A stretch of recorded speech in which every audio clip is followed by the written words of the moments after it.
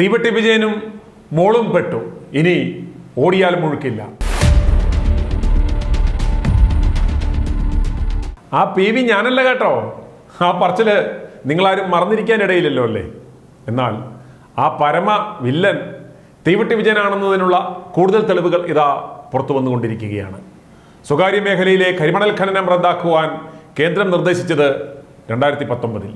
എന്നാൽ CMRLന്റെ സഹോദര സ്ഥാപനമായ KREML നൽകിയ കരിമണൽ ഖനനാനുമതി സംസ്ഥാന സർക്കാർ റദ്ദാക്കിയത് 5 വർഷം വൈകിയെന്ന് രേഖകൾ. സംസ്ഥാന സർക്കാർ ഖനന അനുമതി റദ്ദാക്കി ഉത്തരവിട്ടതാകട്ടെ ഇക്കഴിഞ്ഞ 2023 ഡിസംബറിലും. കൃത്യമായി പറഞ്ഞാൽ 2023 ഡിസംബർ 18. അതായത് CMRL എക്സാലോജിക് മാസപ്പടി വിവാദത്തിന് ശേഷം മാത്രമാണ് അനുമതി റദ്ദാക്കി ഉത്തരവിറങ്ങിയത്. CMRLനെ സഹായിക്കുവാൻ മുഖ്യമന്ത്രി പിണറായി വിജയൻ ഇടപെട്ടതായും അതിന് പ്രതിഫലമായാണ് മകൾ വീണയ്ക്ക് പ്രതിമാസം 8 ലക്ഷം രൂപ മാസപ്പടി ലഭിച്ചതെന്നും കോൺഗ്രസ് നേതാവ് മാത്യു കൊഴുനാടൻ MLA ആരോപിച്ചിരുന്നു. കമ്പനിക്ക് കാര്യങ്ങൾ അനുകൂലമാകാനാണ് ഉത്തരവിറക്കുവാൻ വൈകിയതെന്നും കൊഴുനാടൻ അഭിപ്രായപ്പെട്ടു. 2019 കേന്ദ്ര സർക്കാരിൻ്റെ അമെൻമെന്റ് വന്നു എന്ന് മാത്രമല്ല, കേന്ദ്ര സർക്കാരിൻ്റെ അമെൻമെന്റിന് പിന്നാലെ ആ അമെൻമെന്റ് നോട്ടിഫൈ ചെയ്തുകൊണ്ടും സംസ്ഥാന സർക്കാരുകളെ അറിയിച്ചുകൊണ്ടും ഉള്ള ഇൻറ്റിമേഷൻ സംസ്ഥാന സർക്കാരുകൾക്ക് വന്നു. അതുകൂടാതെ അതിന് പുറകെ 2019 ഡേറ്റ് ഞാൻ എക്സാക്ട്ലി ഓർഗനൈ തിങ്ക് ഇറ്റ് ഇസ് ഒക്ടോബർ മാസത്തിലാണെന്ന് എൻ്റെ ഓർമ്മ, നിലനിൽക്കുന്ന എല്ലാ സ്വകാര്യ ലീസുകളും ടെർമിനേറ്റ് ചെയ്യാൻ ആവശ്യപ്പെട്ടുകൊണ്ടുള്ള ഡയറക്ഷൻ കേന്ദ്ര സർക്കാരിൻ്റെ സംസ്ഥാന സർക്കാരിന് വന്നു. To terminate all the existing mining leases on beats and minerals, atomic mineral കൺസെഷൻസിൻ്റെ പർവ്യൂ വരുന്ന എല്ലാ സ്വകാര്യ മൈനിങ് ലീസുകളും ക്യാൻസൽ ചെയ്യാൻ പറഞ്ഞുകൊണ്ടുള്ള ഡയറക്ഷൻ വന്നതിൻ്റെ പശ്ചാത്തലത്തിൽ കേരളത്തിലെ മൈനിങ് ആൻഡ് ജിയോളജി ഡിപ്പാർട്ട്മെൻറ്റ് അതിനു വേണ്ടിയിട്ടുള്ള പ്രോസസ്സ് മുന്നോട്ട് കൊണ്ടുപോയി. ഈ പ്രത്യേക സാഹചര്യത്തിൽ ഈ ലീസ് ടെർമിനേറ്റ് ചെയ്യുന്ന നടപടിയിലേക്ക് അവർ കടന്നു എന്ന് മാത്രമല്ല, അതിൻ്റെ അകത്ത് അവർ ഫർദർ ക്ലാരിഫിക്കേഷൻ വേണ്ടിയിട്ട് നിയമപരമായി എല്ലാം കറക്റ്റായി ചെയ്യുന്നു എന്ന് ഉറപ്പുവരുത്തുന്നതിന് വേണ്ടി ലോ ഡിപ്പാർട്ട്മെൻറ്റിൻ്റെ ഒപ്പീനിയൻ ചോദിക്കുകയും ലോ ഡിപ്പാർട്ട്മെൻറ്റും ഇന്നത്തെ കേന്ദ്ര സർക്കാരിൻ്റെ നിർദ്ദേശത്തിൻ്റെ അടിസ്ഥാനത്തിൽ ലീസ് ക്യാൻസൽ ചെയ്യേണ്ടതാണെന്ന് അറിയിച്ചതിൻ്റെ വെളിച്ചത്തിൽ ആ ലീസ് ക്യാൻസൽ ചെയ്യുന്ന ലാസ്റ്റ് സ്റ്റെപ്പിലേക്ക് മൈനിങ് ആൻഡ് ജിയോളജി ഡിപ്പാർട്ട്മെൻറ്റ് കടന്ന് അതിനുള്ള ഓർഡേഴ്സ് ആക്കിയ സമയത്താണ് മുഖ്യമന്ത്രി ഇടപെട്ട് യോഗം വിളിച്ച് വീണ്ടും അതിന് ലൈഫ് നൽകിയത്. സ്വാഭാവികമായിട്ടും ഞാൻ ഇന്നലെ ഉയർത്തിയ ചോദ്യം ഇതാണ്: എന്ത് താല്പര്യത്തിൻ്റെ പുറത്താണ്? What was the interest?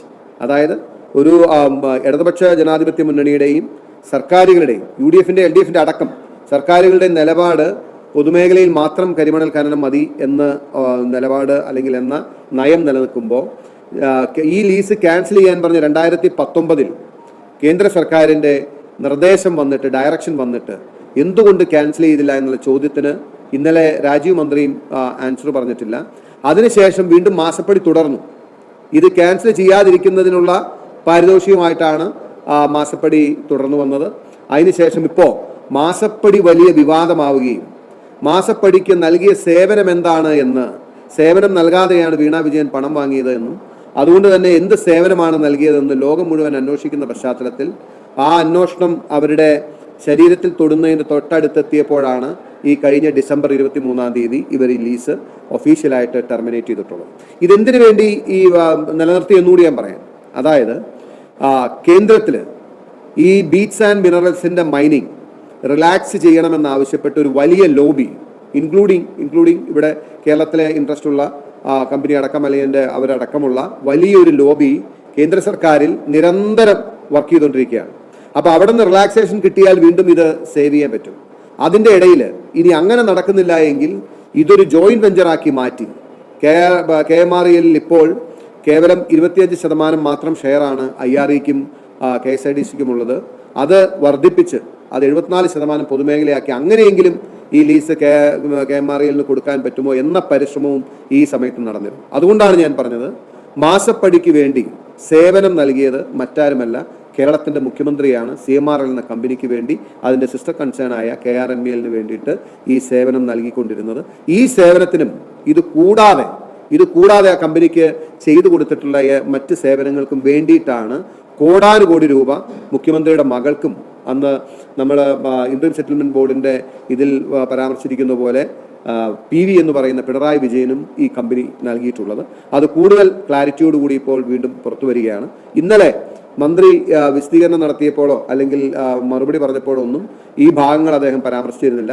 സ്വാഭാവികമായിട്ടും 2019 ശേഷം നിയമപരമായി നിലനിൽക്കില്ലാത്ത ലീസിന് എന്തുകൊണ്ട് 2023 ഡിസംബർ വരെ കേരള സംസ്ഥാന സർക്കാർ ലൈഫ് നൽകി എന്നതിന് മറുപടി പറയേണ്ടത് മുഖ്യമന്ത്രി തന്നെയാണ്. കാരണം അദ്ദേഹം നേരിട്ട് ഇടപെട്ട് യോഗം ചേർന്ന് അദ്ദേഹം ഫയൽ വിളിച്ചു വരുത്തി അദ്ദേഹത്തിൻ്റെ ടേബിളിൽ കൊണ്ടുവന്നാണ് ആ ലീസിൻ്റെ ലൈഫ് നിലനിർത്തിയത്.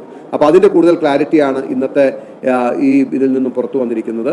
ഇനിയും ഈ കമ്പനിക്ക് നൽകിയ സേവനങ്ങൾ ഇനിയും അറിയാനുണ്ട്. അതും വരും ദിവസങ്ങളിൽ പുറത്തു വരും.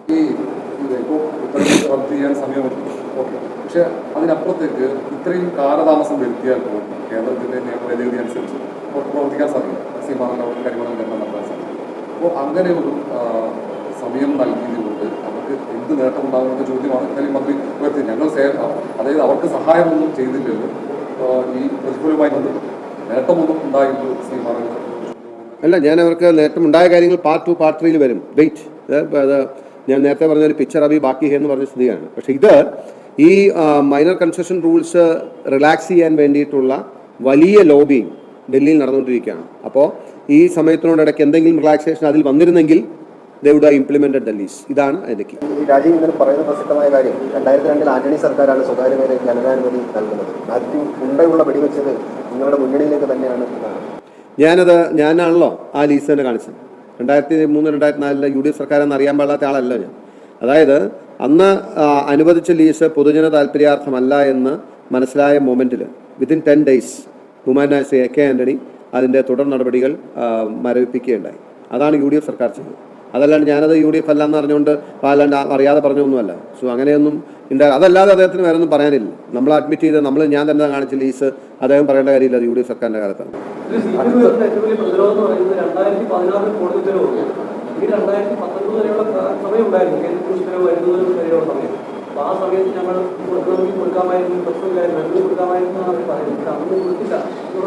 അല്ല, അത് അന്നേരം ഇങ്ങനെ 2016 മുതൽ ലീസ് കൊടുക്കുന്നതിന് മുമ്പുള്ള ഇത് നടന്നുകൊണ്ടിരിക്കുകയാണല്ലോ, മാസപ്പടി പോന്നുകൊണ്ടിരിക്കുകയാണല്ലോ.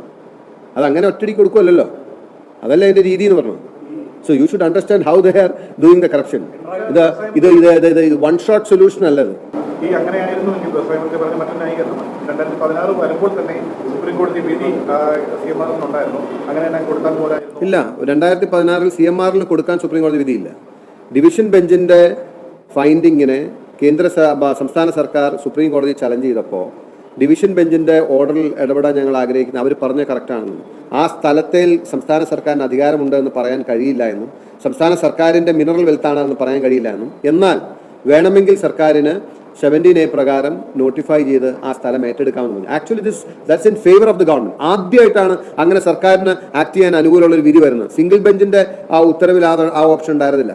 ഡിവിഷൻ ബെഞ്ചിന്റെ ഉത്തരവിൽ ആ ഓപ്ഷൻ ഉണ്ടായിരുന്നില്ല. സുപ്രീം കോടതിയിലാണ് സംസ്ഥാന സർക്കാരിന് ആദ്യമായി അത് ഏറ്റെടുക്കാനുള്ള അനുകൂലമായ ഉത്തരവ് കിട്ടി. അത് CMRL അനുകൂലമാണെന്ന് മന്ത്രി ഇന്റർപ്രറ്റ് ചെയ്യുന്നത് തന്നെ CMRL വക്കീലായി നിന്നുകൊണ്ടാണ്. CMRL വേണ്ടി പറയുന്ന വാദമാണ് രാജീവിന്റെ വാദം, അല്ലാണ്ട് സുപ്രീം കോടതി വിധി CMRL അനുകൂലമാണെന്ന് പറയരുത്.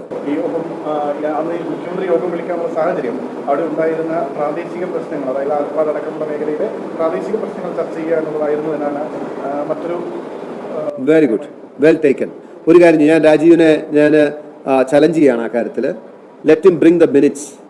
മുഖ്യമന്ത്രി വിളിച്ച യോഗം അവിടുത്തെ പ്രാദേശിക വിഷയങ്ങളെ സംബന്ധിച്ചായിരുന്നുള്ള മിനിറ്റ്സ് മന്ത്രി പ്രൊഡ്യൂസ് ചെയ്യുകയാണെന്നുണ്ടെങ്കിൽ ഞാൻ അതിന് മറുപടി പറയാം.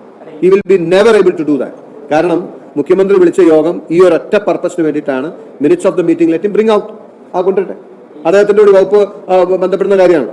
അപ്പം എന്തുകൊണ്ടാണ് ഈ ഹൈക്കോടതിയിൽ ഡിവിഷൻ ബെഞ്ചിൽ അപ്പീൽ പോകാൻ വൈകിയത്? ഉമ്മൻചാണ്ടി സർക്കാർ എന്നുള്ളൊരു ആവശ്യം കൂടി എന്തുകൊണ്ടാണ് മാത്യുവിനോട് ചോദിക്കാൻ വഴി? അത് ചോദിക്കാൻ ഉമ്മൻചാണ്ടി സർക്കാർ തന്നെയാണല്ലോ. എൻ പ്രതാപൻ അടക്കം അതിനെ കത്ത് എഴുതിയിട്ടുണ്ട് എന്ന് കത്ത്. സിംഗിൾ ജഡ്ജിന്റെ വിധി വന്നതിന് ശേഷം ഡിവിഷൻ ബെഞ്ചിൽ അപ്പീൽ പോയത് ഉമ്മൻചാണ്ടി സർക്കാർ തന്നെയാണല്ലോ. ഉമ്മൻചാണ്ടി സർക്കാർ തന്നെയല്ലേ. എൻ പ്രതാപൻ കത്ത് അയക്കേണ്ട സാഹചര്യം വരെ ഉണ്ടായി. അത് മേ ബി ഞാൻ നിഷേധിക്കുന്നില്ല.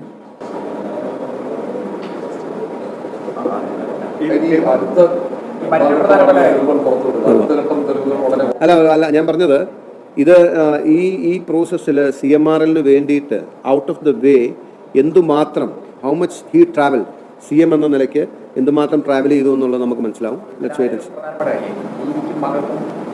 കോടികൾ കിട്ടിയെന്നാണ് ആരോപണം.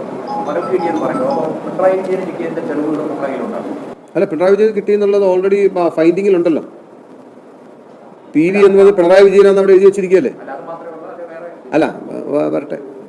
മറ്റൊരു കാര്യം ഈ പറയുന്നത് 2019 കേന്ദ്ര സർക്കാരിന്റെ പൊതുമേഖലയിൽ ആകാമെന്നുള്ള റിമോ വന്നത്. പക്ഷേ ഈ പറഞ്ഞ വിവാദങ്ങൾക്ക് ശേഷമാണ് ഈ ഉത്തരവിറങ്ങിയെന്നാണ് പറയുന്നത്. അപ്പോൾ ഔദ്യോഗികമായി പറയുന്നത് ഈ 2019 മുതൽ ഇതുവരെ ഒരു കമ്പനിക്ക് അനുമതി നൽകിയിട്ടില്ലല്ലോ, ഖനനം നടന്നിട്ടില്ലല്ലോ എന്നാണ്, ഒരു കമ്പനി കൊടുത്തിട്ടില്ലല്ലോ എന്നാണ്. ഉത്തരവ് ഇറങ്ങിയത് ഇപ്പോഴായിരുന്നു, പക്ഷേ ഒരു കമ്പനിക്കും ഈ കാലയളവിൽ അനുമതി നൽകിയിട്ടില്ലല്ലോ എന്നാണ്. കൊടുക്കാൻ പറ്റുമായിരുന്നില്ലല്ലോ. കേന്ദ്ര നിയമം നിൽക്കുമ്പോൾ കൊടുക്കാൻ പറ്റുമായിരുന്നില്ല, അതുകൊണ്ട് കൊടുത്തില്ല. ക്യാൻസൽ ചെയ്യാൻ പറഞ്ഞിട്ട് ക്യാൻസൽ ചെയ്യാതെ വെച്ചുകൊണ്ടിരുന്നു. ഇപ്പം നിങ്ങളുടെ കയ്യിലിരിക്കുന്ന ഫോൺ നിങ്ങളുടെ അല്ല, അത് തിരിച്ചു മേടിക്കാൻ എന്നോട് പറഞ്ഞു. ഞാൻ നിങ്ങൾക്ക് ഫോൺ തന്നില്ലോ എന്ന് പറഞ്ഞാൽ അർത്ഥമുണ്ടോ? തിരിച്ചു മേടിക്കാൻ പറഞ്ഞ് തിരിച്ചു മേടിക്കണ്ടേ? തിരിച്ചു മേടിക്കാതിരുന്നത് നാളെയെങ്കിലും നിങ്ങൾക്ക് ആ ഫോൺ നിങ്ങളുടേതാണെന്നുള്ള ഈ കേന്ദ്ര നിയമത്തിന്റെ റിലാക്സേഷൻ എക്സ്പെക്ട് ചെയ്ത് അവർക്ക് വേണ്ടി ടൈം വിൻഡോ കൊടുത്താണ്. അതാണ് ഫേവർ എന്ന് പറഞ്ഞത്. അവിടെയുള്ള ഭൂമി ഏറ്റെടുക്കാതിരുന്നതാണ് ഏറ്റവും പ്രധാനപ്പെട്ട സഹായം. അല്ല, അതിപ്പോൾ അതിൻ്റെ ബാക്കി വരുന്നതല്ലേ. ഇനി അതിൻ്റെ അടുത്ത നെക്സ്റ്റ് സെഷൻസ് ഉണ്ടല്ലോ. നെക്സ്റ്റ് ഇമ്മീഡിയറ്റ് വേറൊരു ക്വസ്റ്റ്യൻ വരുന്നുണ്ട് ഇതിൻ്റെ പുറകെ. അത് അടുത്ത ഘട്ടത്തിൽ ചർച്ച. അപ്പോൾ അതിൽ രാഷ്ട്രീയ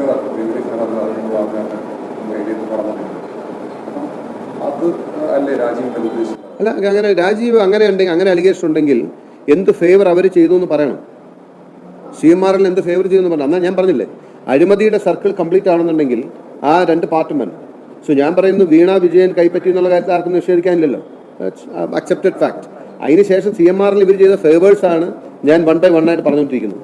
ഇത് ഇപ്പം നിങ്ങൾക്ക് കണ്ട് മനസ്സിലായില്ലേ, ഇത് ഒരിക്കലും സംസ്ഥാന സർക്കാരിൻ്റെ താല്പര്യത്തിനനുസരിച്ചല്ലല്ലോ. സംസ്ഥാന സർക്കാരിൻ്റെ താല്പര്യത്തിനനുസരിച്ചല്ലല്ലോ ഡിലേ. ആ സംശയമില്ലല്ലോ. That is very much in favour of CMRL. CMRLന്റെ താല്പര്യങ്ങൾക്ക് അനുസൃതമായിട്ടാണ് ആ ഡിലേ. അതാണ് ഫേവർ എന്ന് പറയുന്നത്.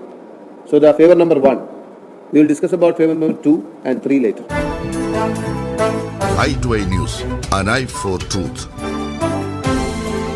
i2i News സബ്സ്ക്രൈബ് ചെയ്തിട്ടില്ലാത്തവർ ഇപ്പോൾ തന്നെ സബ്സ്ക്രൈബ് ചെയ്യുക. നോട്ടിഫിക്കേഷൻ ലഭിക്കുവാൻ ബെൽ ബട്ടണും അമർത്തുക.